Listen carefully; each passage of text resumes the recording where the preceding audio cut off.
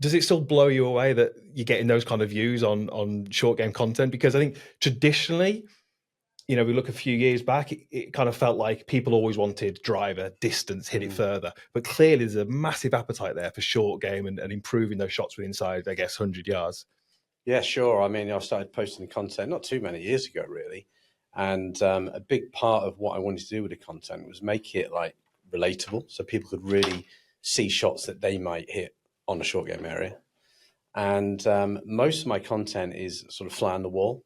It's like they're listening in on a lesson, which I think people quite enjoy. And the great thing about short game videos as well, that people can see the result, whereas you don't always see the result in long game. Only put traces on these days, but you can actually see where the ball first went and then maybe where, after a bit of coaching, where it ended up. So I think that's why it's been quite popular. But yeah, it is crazy, some of the numbers, but it's good fun. I enjoy helping people. That's my biggest thing. And if the content's helping, I'm delighted. Yeah, I think all great coaches, that's at the heart of what we do, isn't it? We're just really passionate about helping people. It's interesting you say there about you can see the result, and you can. I think that's exactly as you say, one of the reasons. But I also noticed with your content as well, and I kind of feel like with short game, this is almost, it's maybe expected a bit more than it is for long game. If I'm giving a driver lesson, I don't think the student expects me to be able to hit a driver like Rory McIlroy.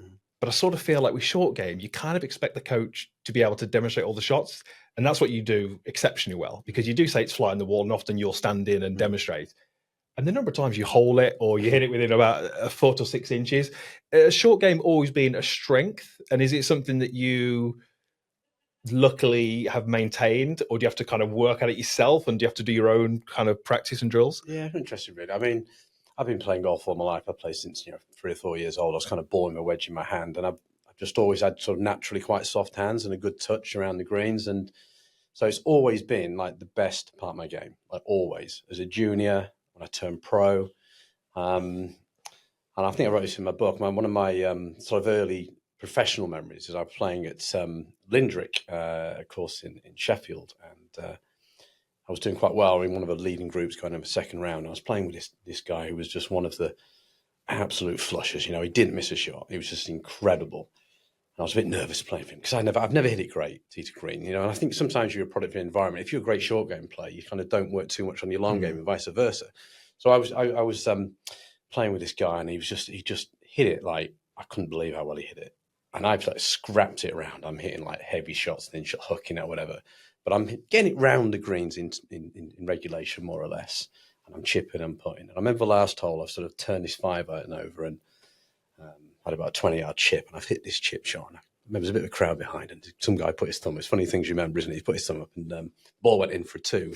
The other guy bogeyed it. And we both ended up shooting 2 under. And we're doing the scorecard at the end. And he's gone, I remember him pausing. He went, I can't believe you shot 2 under.